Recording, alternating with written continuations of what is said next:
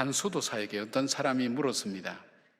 당신은 사람들이 참 지혜로운 사람이라고 하는데 어떻게 해서 그런 사람이 될 수 있었습니까? 그럴 때 이 수도사가 이렇게 대답했다고 합니다. 그것은 아마 남들이 보지 못하는 걸 보는 능력 때문에 그렇게 이야기할 겁니다. 즉, 누의 고치 안에 있는 나비, 이기적인 인간 안에 있는 성자의 모습, 죽음 안에 있는 생명, 그리고 분열 속에 내재한 일치, 그리고 고난 안에 계신 하나님의 모습을 보는 것이지요. 그렇게 대답했다고 합니다. 우리에게 이런 지혜가 있다면 얼마나 좋을까요?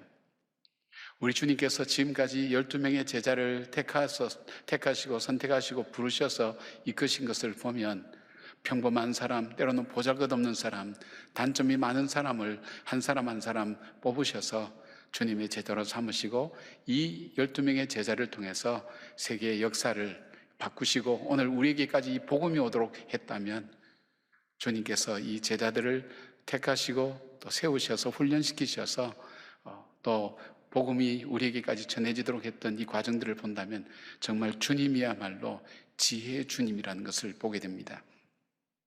그런데 하나 불행하게 가룟 유다라는 제자는 예수님을 팔므로 이 12명의 제자 중에서 빠져버렸습니다.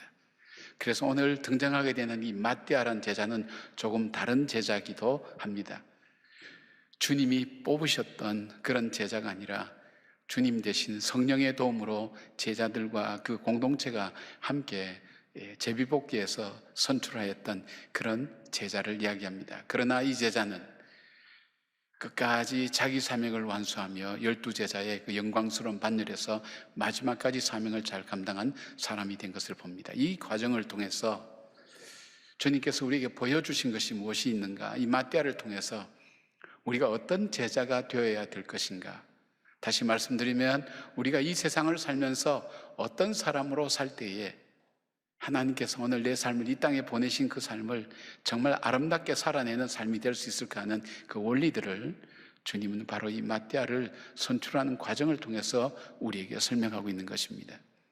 그것이 뭘까? 그렇다면 오늘 우리가 앞으로 어떻게 내 인생을 살아야 잘 살 것인가? 어떻게 내 삶이 헛된 인생이 되지 않을까를 우리가 생각하고 있다면 오늘 이 말씀 앞에 우리 귀를 기울이면서 그리고 주님께서 오늘 나에게 말씀하시는 그 진리의 길, 복된 길을 걸어가는 놀라운 은혜가 우리 모두에게 있었으면 좋겠습니다. 첫 번째 무엇인가? 언약의 말씀대로 살아야 된다는 것을 주님은 말씀하고 계십니다. 예수님께서 말씀하신 대로 아버지께서 약속하신 성령을 기다리면서 기도하고 있던 중에 베드로가 그 공동체에 일어나서 한 가지 제안을 합니다. 그것은 바로 가룟 유다 대신 다른 제자를 세워서 12명 자리를 채우자고 그렇게 제안을 합니다. 그 제안을 하는데 그것이 자기 생각도 아니요 또 다른 사람의 생각도 아니라 성경의 말씀에 근거해서 그렇게 이 말씀을 합니다. 시편 69편 25절과 시편 109편 8절 말씀을 인용하며 20절에 이렇게 얘기합니다. 시편에 기록하였을 때 그의 거처를 황폐하게 하시며 거기 거하는 자가 없게 하소서 하였고 또 일렀을 때 그의 직분을 타인이 취하게 하소서 하였더라. 하나님 말씀에 이렇게 되어 있다. 그리고 주님께서 우리에게 직접 하신 말씀이 있다. 마태복음 19장 28절에 예수께서 이르시되 내가 진실로 너희에게 이르노니 세상이 새롭게 되어 인자가 자기 영광의 보좌에 앉을 때에 나를 따르는 너희도 12보좌에 앉아 이스라엘의 12지파를 심판하리라. 그렇게 이야기를 합니다. 현실적인 필요가 있어서 한 자리가 비었으니까 12명을 꼭 채워야 된다는 그런 뜻이 아니라 언약의 말씀을 따라서 우리에게 약속하신 이 약속을 이루기 위해서 우리가 12명을 채우자, 한 명을 뽑아야 된다. 그렇게 제안을 하는 것입니다. 12명이 없다고 해서 일이 안 되는 것도 아니고 큰 문제가 생기는 것도 아니라고 그렇게 생각할 수도 있습니다. 그러나 그들이 생각했던 우선순위는 하나님의 언약의 말씀을 따라 우리가 선택하고 이제는 결정하고 나가겠다는 그 결심과 결단이 보여지는 아주 중요한 어떤 시점의 모습인 것을 보게 됩니다. 사실 이스라엘에게 있어서 10이란 숫자는 완전 수이면서 대표 숫자와 같은 것입니다. 요한계시록 21장에는 새 예루살렘에는 12문에 12지파의 이름이, 12기초석에는 12사도의 이름이 기록되어 있다고 말씀하고 있습니다. 그러므로 가룟 유다를 빠진 자리를 대신할 사도를 세워야 한다고 결정하는 것은 단순한 필요에 의해서 하는 것이 아니라 바로 하나님의 뜻을 이루기 위한, 주님의 언약을 이루기 위한 바로 그들의 선택과 결정이었다는 것을 보게 됩니다. 이것을 통해서 주님은 오늘 우리에게 하나님의 언약을 따라서 우리가 선택하고 결정하며 살아야 될 것을 말씀하고 있습니다. 그런데 주님께서는 왜 중요한 이 한 자리를 비워두셨을까? 물론 초대교회에는 마띠아라는 사람이 채워졌지만 이 한 사람의 자리가 비어있다는 것은 무엇을 의미할까요? 성경책 중에 끝나지 않는 책이 사도행전입니다. 아직 끝나지 않는 이 책에 주님은 12명의 제자 중에 한 자리를 비워놓고 이 제자들에게 마띠아라는 사람을 선출하게 하면서 오늘 우리에게 주신 메시지가 있습니다. 이 시대에 마띠아와 같이 하나님의 그 부름 앞에, 영광스러운 반열 앞에 설 사람이 누군가 하는 것을 주님은 우리에게 묻고 계신 것입니다. 평범하게 살아가는 우리의 인생, 때로는 하나님 앞에 보잘것없이 보이는 인생이지만, 그러나 주님의 말씀대로 언약대로 살아갈 때에 단순히 살아가는 인생이 아니라 그 언약을, 하나님의 언약을 이루어갈 바로 그 사람, 이 시대 속에 하나님의 거룩함을 드러내며 주께서 우리에게 주신 그 사명을 감당하기 위해서 주님께서 찾으시는 바로 그 한 사람이 누구인가 하는 질문을 오늘 우리에게 동일하게 던지고 계신다는 것입니다. 사랑하는 여러분, 우리는 세상을 살아가는 삶의 원리들을 많이 사람들이 이야기합니다. 특별히 어려울 때는 이 고난의 때에 살아가는 방법, 이런 지혜자들의 이야기들이 많이 나오지만, 그러나 막막한, 주님이 단순히 기다리러 가는 그 말씀만 기다리는 이 제자들이야말로 정말 막막한 순간에 그들이 할 수 있었던 것은 하나님의 언약을 이루어가는 삶을 우리가 살자, 그 결정과 선택을 했다는 것은 대단한 것을 우리에게 보여주고 있습니다. 즉, 오늘 우리가 살아가는 삶 속에서도 여러분, 내가 많은 결정을 할 수 있고 많은 선택을 할 수 있지만 그 중에서도 내가 하나님의 언약을 이루는 삶을 살겠다고 결단하고 살아갈 때에 주께서 그 삶을 인도하시고 바로 이들을 통해 초대교회의 역사를 이루고 계신다는 것을 말씀하고 있습니다. 갈 길을 알지 못하고 계십니까? 무엇을 해야 될지 알지 못하고 계십니까? 수많은 선택과 결정이 내 앞에 있지만 하나님께서 내게 주신 그 언약을 이루는 그 길을 선택하는 삶, 바로 그 사람이 지혜로운 사람이요, 이 시대 속에 하나님의 거룩함을 이루어갈 그 찾는 바로 그 한 사람이 바로 우리 자신이라는 것을 오늘 말씀은 우리에게 가르쳐주고 있습니다. 주님의 언약을 따라 살아가는 여러분 되기를 주의 이름으로 축원합니다. 두 번째로 주님께서 이 마띠아를 선출을 통해서 보여주시는 또 하나의 원리가 있다면 그것은 바로 성령님의 인도함을 받아야 한다는 것입니다. 26절 보니까 제비 뽑아 마띠아를 얻으니 그가 11사도의 수에 들어가니라. 마띠아가 이제 12명의 사도 속에 들어간 겁니다. 한 사람을 채우긴 채워야 되는데 어떤 방법으로 채울 것인가 하는 것은 더 힘들었을 것입니다. 왜냐하면 그 모임 120명 중에 11명을 빼면 그 나머지 사람들은 다 서로가 잘 아는 사람이고 학자들에 따라서는 70명의 제자들이 거기에 있었을 것이라고 얘기하는 거 보면 누구를 세워야 될지 잘 알지 못했을 것입니다. 그들이 생각해낸 것은 성경에 나오는 방법이었습니다. 바로 제비뽑기였습니다. 단순히 이들이 입장이 곤란하니까 제비뽑기를 한 것이 아니라 이스라엘 백성들이 이 여리고를 점령하고 아이성으로 갈 때 실패했습니다. 그들이 패배했습니다. 그때 그 이유를 찾을 때 그 죄인과 그 죄를 찾기 위해서 여호수아가 취했던 방법이 바로 제비뽑기 방법이었습니다. 그래서 찾아진 사람이 아간이었고, 아간의 죄가 밝혀지고 아간이 그 죄를 따라서 처벌을 받게 되고 이스라엘 백성은 다시 아이성을 점령하고 가나안 땅을 향해 한 걸음 더 나갈 수 있게 된 것입니다. 그 방법에 따라서 제비뽑기를 하게 된 것입니다. 그러나 제비뽑기 자체가 중요한 것이 아니라 그 제비뽑기 과정 속에 성령님께서 인도하신다는 것을 그들은 믿었습니다. 신약 성경에 이 사건 외에는 제비뽑기는 더 이상 나오지 않습니다. 잠언 16장 33절 보니까 제비는 사람이 뽑으나 모든 일을 작정하기는 여호와께 있느니라. 모습은 제비뽑기로 나타났지만 이들이 성령을 의지하고 성령의 인도하심을 구했다는 것을 볼 수 있습니다. 24절 보니까 그들이 기도하여 이르되, 간절히 기도했습니다. 무사람의 마음을 아시는 주여, 이 두 사람 중에 누가 주님께 택한 바 되겠습니까? 간절히 간구했습니다. 본문에 보면 제자 후보를 두 사람을 추천했는데 그 중에 한 사람은 마띠아라는 사람이 있고 한 사람은 바사바라는 사람이 있는데 23절 보니까 이렇게 소개해 놓고 있습니다. 그들이 두 사람을 세우니 하나는 바사바라고도 하고 별명은 유스도라 하는 요셉이요, 하나는 마띠아라. 한 사람에게 너무 불공평할 정도로 세 번의 이름이 불려지는 것을 한 사람에 대해서는 소개하면서 이 마띠아는 아주 단순하게 합니다. 그러면 공동체의 마음이 어디 있다는 걸 알 수가 있습니까? 바로 바사바라는 사람이 세워졌으면 좋겠다는 바로 그런 의도가 담겨 있다고 볼 수가 있습니다. 그러나 뜻밖의 결과가 나왔습니다. 바로 마띠아라는 사람이 세워졌을 때 아무도 불평하지 않았습니다. 아무도 이의를 제기하지 않았습니다. 왜냐하면 그들이 성령을 따라 구했기 때문입니다.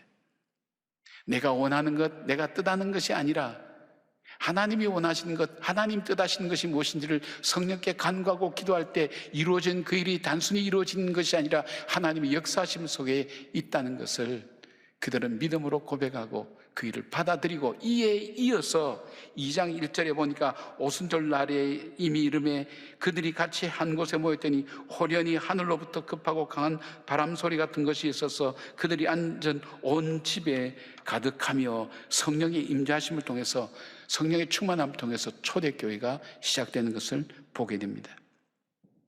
우리도 교회 직분자를 세울 때에 우리가 예상하지 못한 분들이 이렇게 세워질 경우가 참 많이 있습니다. 그래서 교회마다 분란도 일어나고 어려움도 일어나지만, 그러나 우리 교회에서 대체적으로 보면 우리가 그 과정 속에 우리가 생각하는 그 방법으로, 공정하다고 생각하는 방법을 했지만 그것이 우리의 공정함에서 나오는 정당성이 아니라 그 가운데 성령께서 임재하셔서 역사하셨다고 우리는 그렇게 받아들입니다. 그러기에 뽑혀진 사람도 쉽게 생각하지 않고, 또 뽑은 사람들도 쉽게 생각하지 않고 하나님께서 나에게 주신 이 직분이라고 귀하게 여깁니다. 또 때로는 내가 선택해서 봉사할 수 있습니다. 교사처럼, 우리 선생님들처럼 이렇게 자기가 봉사해서 뭐 예배 부서나 어느 부서나 섬길 수 있을 것입니다. 바나바를 해서 섬기거나 이럴 때에도 단순히 내가 결정해서, 내가 선택해서 그렇게 결정했다, 선택했다 그렇게 생각하지 않고 하나님께서 내 마음을 감동시키셔서 성령께서 나에게 이 일을 하게 하셨다는 그 믿음을 가지고, 그 고백을 가지고 그 일을 할 때에 거기에선 성령께서 역사하시는 겁니다. 성령께서 함께 하시는 겁니다. 내가 하는 것이 아닙니다. 성령께서 함께 하시는 것입니다. 그 믿음이 우리에게 참 중요한 것입니다. 그럴 때 교회가 든든히 서갔다고 얘기하고 있습니다. 교회가 성장했다고 말씀하고 있습니다. 바로 이 세워진 사람을 통해서 복음이 세계로 뻗어나가며 복음의 역사가 이루어졌다고 성경은 말씀하고 있습니다. 바로 그 한 사람, 하나님의 뜻, 성령의 인도하심을 구했던 바로 그들을 통해 성령님은 그들을 인도하여서 하나님께서 이루시고자 하는 그 뜻을 그들을 통해서 이루어 가신 것을 보게 된다는 것입니다. 그래서 여러분, 단순히 여러분이 앉아있는 이 자리, 여러분이 섬기는 이 일들이 단순한 것이 아니라 하나님의 인도하심을 통해 하나님께서 내 삶을 권고하셔서 오늘 이 예배 자리에 나오게 하셨고, 주 앞에 기도하게 하셨고, 주 앞에 엎드리게 하셨고, 이 암담하고 참담한 현실 속에서 낙담하고 탄식하는 자리에서 일어나서 하나님께 기도하는 자리, 예배하는 자리에 나오셨다는 그 믿음을 다시 붙들고 성령의 도움을 구할 때에 그 길이 열려지는 것입니다. 하나님께서 열어가시는 것입니다. 사랑하는 여러분, 여러분에게 주어진 모든 일들 속에 성령의 도우심을 구하시길 바랍니다. 작은 일 하나도 하나님의 인도하심을 구할 때 하나님이 그 일을 통해서 역사해 가신 것을 보게 됩니다. 성령님의 도움을 구할 때에 주님은 약속하신 대로 역사하십니다. 어떤 상황 속에서도 성령님의 인도하심을 구하는 저와 여러분 되기를 주님의 이름으로 축복합니다. 세 번째, 마띠아를 세우면서 주시는 주님의 교훈 세 번째는 무엇인가 하면 사명을 따라 살아가라고 말씀하고 있습니다. 가룟 유다 대신 마띠아를 세울 때에 분명한 기준이 있었죠. 22절 보니까 항상 우리와 함께 다니던 사람 중에 하나를 세워 우리와 더불어 예수께서 부활하심을 증언할 사람이 되게 하여야 하리라 하거늘. 분명히 기준이 있었어요. 우리와 함께 다니던 사람들, 예수님의 행하심을 같이 보던 사람들, 그리고 같은 마음으로 더불어서 무엇을 하는 사람이면 예수 그리스도의 부활을 증거하는 그 사람. 25절 보니까 봉사와 및 사도의 직무를 대신할 자인지를 보시옵소서. 유다는 이 직무를 버리고 제곳으로 갔나이다. 봉사와 사도의 직무를 감당할 수 있는 사람. 그러나 이것은 부차적으로 따라오는 문제라고 생각합니다. 가장 중요한 것은 그들에게서는 부활을 증거할 증인이 필요했던 것입니다. 이 기준은 어디서부터 나왔습니까? 가룟유다 대신할 제자가 어떤 기준의 사람인가를 그들은 분명히 알고 있었다는 것입니다. 그리고 그들이 이 초대교회의 부활을 굉장히 중요하게 결정적으로 생각할 수 있었던 것은 무엇입니까? 그들은 부활을 체험하고 난 다음에 바뀌어졌기 때문입니다. 주님의 부활을 체험하고 난 다음에 삶의 목표도 바뀌고 삶의 기준도 바뀌고 삶의 방향이 그들이 달라졌습니다. 그전까지는 도망자였습니다. 그들은 패배자였습니다. 그들은 숨는 사람이었습니다. 그러나 엠마오로 가던 두 제자들, 그들이 예수님을 부활하신 예수님 만나고 난 다음에 그 밤에 돌이켜서 그들은 삶의 방향을 바꾸었습니다. 예루살렘으로 다시 올라갔습니다. 사명의 자리로 다시 갔습니다. 성령 인도하심을 받아서 그들은 초대교회의 역사를 만들어갔던 사람이 될 수 있었습니다. 예수님을 미쳤다고 생각하는 예수님의 가족들, 그 가족들이 바로 이 120명 주님의 성령을 기다리는 이 자리에 함께 기도할 수 있었던 이유가 뭘까요? 그들이 부활하신 주님을 만나고 난 뒤였습니다. 그리고 예수님의 동생 야고보는 초대교회의 유명한 지도자가 될 수 있었던 이유는 그가 낙타 무릎이라는 그런 어떤 별명을 얻기까지 기도하며 하나님께 엎드리며 그런 삶으로 자기 삶이 완전히 바뀔 수 있었던 것은 단 한 가지 이유, 부활을 체험했기 때문입니다. 베드로가 사람을 낚는 어부가 되어서 끝까지 순교하면서 부활을 증거했던 사건도 바로 부활을 체험하고 난 뒤였습니다. 그래서 초대교회에서는 가장 중요한 신앙 고백 중에 부활의 체험이 참 중요한 신앙 고백이었습니다. 우리 믿음에도 결정적인 계기가 있어야 됩니다. 우리 믿음에도 가장 중요한 것은 주의 부활입니다. 부활하심에 대한 믿음이 우리에게 확실히 있어야 됩니다. 그리고 이 믿음이, 이 소망이 우리를 다시 회복시키시고 하나님께 영광 돌리는 삶으로 간다는 것입니다. 초대교회 교인들의 정체성에 대해서 말씀드린 적이 있습니다. 그들은 그리스도인을 어떤 사람으로 생각했느냐? 첫째, 우리는 기도하는 사람이다. 우리는 하나님의 자녀다. 그리고 세 번째, 우리에게 주신 형제자매는 정말 하나님이 우리에게 정말 허락하신 형제자매다. 그리고 네 번째는 우리에겐 절대 희망이 있다. 절대 희망, 부활의 소망과 천국의 소망이 그들 속에 있었습니다. 이것이 죽음 앞에서도 그들은 두려워하지 않게 만들었습니다. 이것이 노예나 주인이나 배운 사람이나 배우지 못한 사람이나 남자나 여자나 이방인이나 유대인이나 함께 모여서 함께 한 복음을 위해서 살아갈 수 있었던 이유가 바로 이 부활에 대한 확실한 체험이었습니다. 소망이었습니다. 이 부활신앙은 교회의 역사 속에서 교회 역사를 이어주는 생명력과 마찬가지였습니다. 우리가 잘 아는 이동호 목사님, 우리 교회 한 5년간 계속 부흥에 오셔서 말씀을 전해주신 이동호 목사님이 작년 이맘때에 그 국제 변호사회라는 둘째 아들을 잃어버렸습니다. 암으로 잃어버렸습니다. 작년 이맘때. 그리고 1년 세월이 지나가면서 느꼈던 단상들과 여러 가지 글들을 모아서 책으로 만들었는데, 아들아, see you in heaven 이랬어요. 근데 우리가 이동호 목사님에 대해서 걱정을 많이 했거든요. 너무나 상심하고 너무나 슬퍼하고 어떻게 이것을 극복할 수 있었을까? 근데 이 책을 보는 중에 부활의 노래라는 그 글을 적어 놓은 걸 있었습니다. 제가 읽어드리겠습니다. 부활절은 교회의 절기만일까? 부활절에 예배하고 설교하고 예수님은 부활하셨다고 선포하고 그리고 부활하신 주님은 천국에 계시다고 그렇게 고백하는 것으로 족한 것일까? 예수님의 제자들은 무엇을 기대할까? 나를 믿는 자는 죽어도 살겠고 하셨는데 난 그래서 금년 부활절이 심상치 않다. 예수만을 바라보고 이 땅을 떠난 아들, 예수님 부활은 내 아들 부활의 소망. 그래서 난 부활절 나는 힘차게 노래한다. 사셨네 사셨네 예수 다시 사셨네. 난 이 찬양에 내 노래를 부연한다. 살리라 살리라 내 아들 다시 살리라. 그래서 부활절 노래는 내 노래가 되었도다. 내 사랑하는 아들 범아, 함께 노래하자. 이 노래처럼 우리 안에 약속된 소망, 그 부활의 소망 안에 우리 다시 만나겠지. 부활의 찬란한 아침에 우린 다시 만나리. 부활하신 그 예수님 앞에서 다시 만나리. 그날의 소망으로 난 눈물을 씻고 부활의 찬양을 다르게 부르련다. 사랑하는 널 가슴에 품고 부르련다. 천지가 부활하는 꽃들로 가득한 사나, 그 사나에 내 얼굴이 가득한 오늘이다. 이분이 다시 일어설 수 있었던 그 신앙이 뭘까?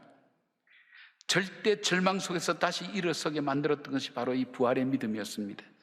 그날의 소망으로 난 눈물을 씻고 부활의 찬양을 다르게 부르련다. 이전에 불러왔던 그 찬양이 아니었습니다. 똑같은 부활절 찬양이었습니다. 그러나 부활이 확실히 있다는 사실, 예수님의 그 부활이 우리 부활의 증거가 되었다는 사실, 그 사실을 진심으로 믿고 딛고 일어섰을 때에 절대 절망이라고 얘기했던 사망의 권세 앞에 승리하고 당당히 설 수 있는 그 믿음이 되어서 더 확신 있게 복음을 전하는 복음의 전도자로 세워지는 것을 보게 됩니다. 사랑하는 여러분, 그렇습니다. 우리가 다시 붙들어야 될 믿음이 있지만 이 부활의 신앙입니다. 우리는 죽습니다. 사망 권세 앞에 우리는 이길 힘이 없습니다. 그러나 이 사망 권세를 이기시고 승리하신 그 주님의 부활이 곧 나의 부활이요, 주님 안에서 죽은 자들의 부활이 되며 우리가 부활의 백성으로 다시 만난다는 그 소망이 우리 안에 가득할 때에 우리는 다시 어떤 절망 가운데서도 일어날 수가 있습니다. 우리 성도님들 중에 어려운 분들이 얼마나 많은지 모릅니다. 오랜 병으로 얼마나 힘들어하는 분들이 많은지 모릅니다. 갈 길을 알지 못하고 차라리 죽을 수 있었으면 좋겠다고 생각하는 분들도 적지 않을 겁니다. 아니, 이 세상이 지금 전체가 그렇게 돌아갈지도 모릅니다. 어떻게 일어날 수 있겠습니까? 누가 우리에게 돈을 쏟아부어 준들 그것이 우리를 다시 일어서게 만들겠습니까? 최고의 이야기로, 최고의 감동스러운 이야기로 한들 우리가 다시 일어설 수 있겠습니까? 괜찮다고 위로한들 그 위로가 우리의 마음속에 와닿겠습니까? 그 속에 깊이 파여진 그 절망의 자국을 무엇으로 메꿀 수 있겠습니까? 우리 다시 부활하리라, 다시 일어서리라는 그 소망이 우리 속에 믿음의 고백으로 주 앞에 드려질 때 우리의 삶은 달라집니다. 우리의 노래는 달라집니다. 우리의 고백이 달라집니다. 우리의 걸음이 달라집니다. 어둠 속에서도 빛을 찾아 나가는 하나님의 사람으로 걸어갈 수가 있는 것입니다. 사랑하는 여러분, 우리는 어떻게 살아야 될지 인생의 길을 잃어버릴 때가 참 많습니다. 어떻게 살아야 될까? 앞으로 내 남은 인생을 어떻게 살아야 될까 할 때 오늘 주님께서 이 마띠아를 통해서 주신 주님의 메시지를 기억하십시오. 오늘 나에게 주신 내가 살아야 될 삶, 하나님의 언약을 이루는 삶을 내가 살리라. 하나님의 언약을 나를 통해서 이 땅 속에서 이루기를 원하시는 그 뜻을 향해 위해서 나는 살아가리라. 내 힘이 아닌 성령의 도우심을 나는 구하며 살아가리라.